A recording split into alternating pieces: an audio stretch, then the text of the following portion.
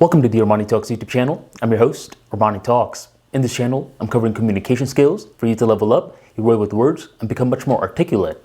If this is your first time on the channel, welcome aboard. Every Mondays, Wednesdays, and Fridays, I'm dropping brand new videos on topics such as public speaking, social skills, emotional resilience, along with plenty of other soft skills. Join the tribe by hitting that subscribe button right on below, hit that bell notification, and never miss another video again. If you're a returning viewer, welcome back, and be sure to drop that like on your way in. In today's episode, we're entering the world of emotional intelligence, and we're going to be breaking down a section from my book, Level Up Mentality, a guide to re-engineer your mindset for confidence. This book is currently available on Gumroad, Audible, Amazon. I'm going to drop all the links in the description box and the pinned comment right on below. My master's degree was in business analytics and information systems. And within the field of information systems, I was introduced to a field called information theory. This was a very fascinating topic for me because I saw how we perceive information from computers. And when you think about it, it's something that's very fascinating if you're curious about perception in general. Right now, as you're watching me, you're not seeing the real me. Instead, you're seeing a pixelated version of me along with some audio that looks like me, but to your perception, that doesn't matter. It feels like you're seeing the real Armani. The reason that this field fascinated me was because when I was doing my master's degree, I decided that I was going to restart the Toastmasters program, and Toastmasters is a public speaking club. What exactly is public speaking? It's the ability to influence someone's perceptions with your words. So here I was doing my master's degree and learning public speaking and cross-applying these two fields with each other. The more that I got curious about information theory, the more curious I got regarding people. How exactly do people make decisions? And as I was breaking that down, I made a very stunning revelation. You ever heard of habit building, where there's this quote that says, your subconscious mind controls 95% of your habits? And you think about it, you're like, well, yeah, I mean, most of the habits that I do, I don't think about it too much. It just happens. That's the subconscious mind acting out the habits. Well, in terms of decision making, I realized that 95% of decisions are born from, will this make me happy or will this not make me happy? When I realized this, my mind was blown because there's all these different classes on decision making, all these risk assessments, all these different Microsoft Excel sheets that are being generated, all these teams and teams of people that are being grouped in order to see how someone is going to make a decision. And there it was, this simple formula presented right to me. Humans make decisions on whether or not something is going to make them happy or not. It's that freaking simple. But it wasn't really that simple, because when I thought about it, I was like, well, what defines happiness? And that was more so a philosophical question. Now we're exiting the world of decision making into the world of philosophy. What is happiness? And I'm going to keep it simple because otherwise this video can go on for 3 to 4 hours. We're not going to do that. We're going to dumb it down. There's different tiers towards happiness, and I'm just going to talk about 3 different tiers today. The first tier is what I call temporary happiness, and this is normally why people overdose on drugs, on alcohol, some form of narcotics. Now, someone may be like, well, Armani, this isn't really happiness. This is pleasure. Big difference, buddy. I get it from our logical stance, it's different. But for the person that's doing the narcotics, they're making the decision because they find this to be a form of happiness, whether it's temporary or not. So this is one way that some people try to make the decision making of whether or not it's going to make them happy. Another thing is what I call the micro approach. This is when we train the mind to be grateful for the small things in life, otherwise known as micro gratitude. And this is something that I break down in a class that I did on gratitude on Skillshare. I'll link it in the description box right on below. Now you may be thinking, wait, be grateful for the small things in life? That's easy. Because whenever our mind hears something like short or small, it immediately creates the association with easy. But in reality, being grateful for the small things in life is very difficult. Our mind defaults to being grateful for the big things. For example, if you get a job promotion, the mind is going to be like, yes, you've been working for the job promotion and you finally got it.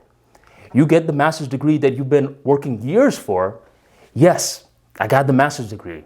You got into that relationship, another big moment that your mind automatically gravitates towards. But you know what the mind is often blinded to? The light being on. A lot of people didn't have light back in the days. They used to have these dirty candles with the candle wax all over the place. I mean, electricity being harnessed to generate light with a light switch is something that's rather new.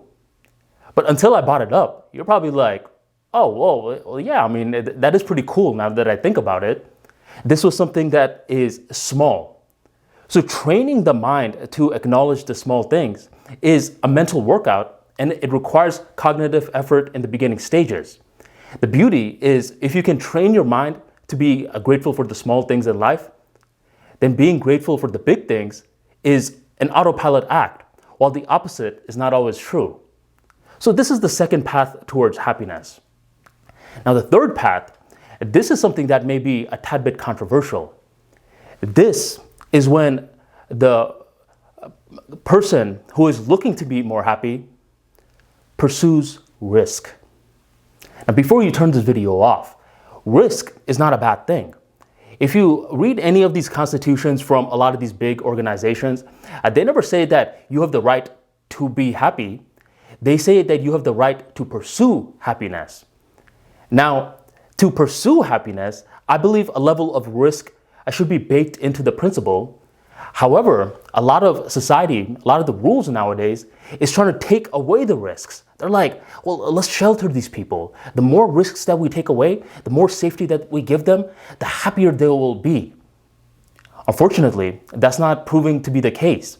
Depression and anxiety rates are at an all-time high because you don't try to take away risk.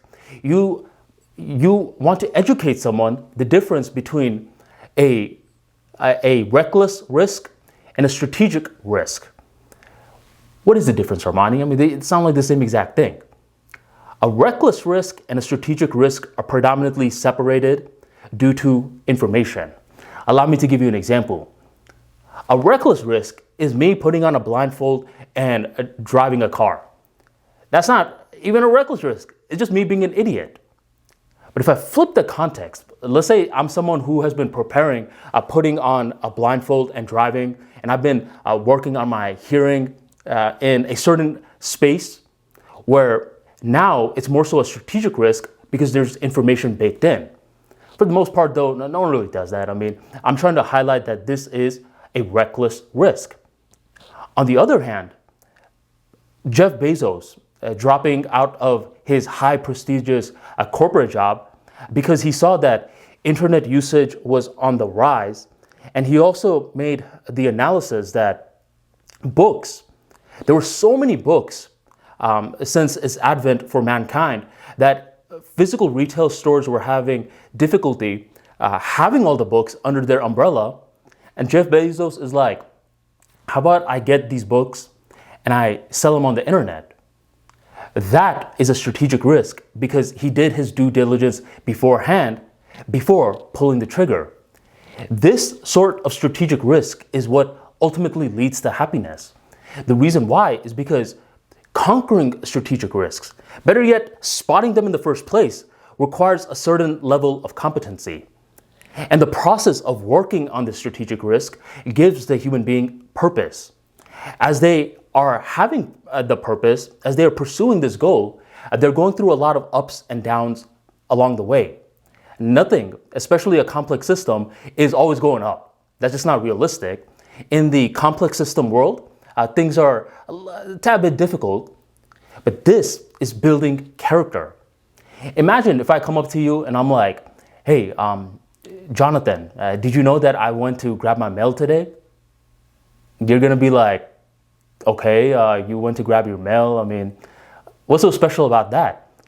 And I'm like, what's so special about that? Well, what I did was, I grabbed my keys, I opened the door, I walked to the little mailbox area in my apartment complex, I pulled out the mail, and I grabbed it. You're gonna be like, okay, who cares? Because any dummy can go grab their mail. It doesn't require that much competence. It doesn't test someone's character. So this is a very low risk act. Now, low risk acts are not bad, but if someone is not pursuing any form of strategic risk in their life, they may be feeling unfulfilled. And this is why someone who is often in a great company, things are going well. I mean, they're getting paid a lot. They're promised a lot of promotions in the near future. There's a reason that this person suddenly just quits. And the managers are in shock. They're like, Billy really quit? Billy was rising up so much. What happened? Billy wasn't happy because Billy was coming in every single day, doing the same exact thing, writing the same exact PowerPoints, clicking the same exact buttons. Even though he was progressing, he was not taking any strategic risks in his field, which did not allow him to feel competent, and competency leads to happiness. So if you trace back to the root cause, he was not happy. That's why he dipped. So the recap for today's video is that a lot of decisions are often made due to the pursuit of happiness, and happiness comes in a lot of different shapes and sizes. But in today's video, we just talked about 3 methods. One is temporary. This explains why someone that's great in terms of other parts of their life gets caught up in narcotics and drugs. It hopefully explains the behavior a tad bit better. Another way to pursue happiness is to retrain the mind through gratitude to focus on small things. By focusing on the small things, it leads to appreciating the big things as well. And the third method is something that is maybe polarizing. It's to invite risks into our life. Not any kind of risks like reckless risks, but rather strategic risks that were born through a certain level of information accumulation, then pulling the trigger with faith. Happiness is something that is a journey. It's something that a person should pursue in their life or whatever their philosophy is in order to level up as a person.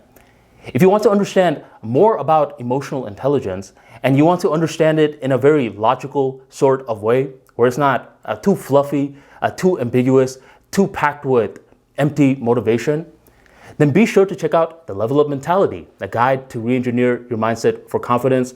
This book teaches a lot of practical mental reprogramming tools, such as creating a North Star, the ability to chronicle your progress with the use of information technology, leveraging all types of emotions, good, bad, and the ugly, along with plenty of other topics. I will drop the links for the Level Up Mentality in the description box and the pinned comment right on below. And thank you very much for joining the Armani Talks YouTube channel.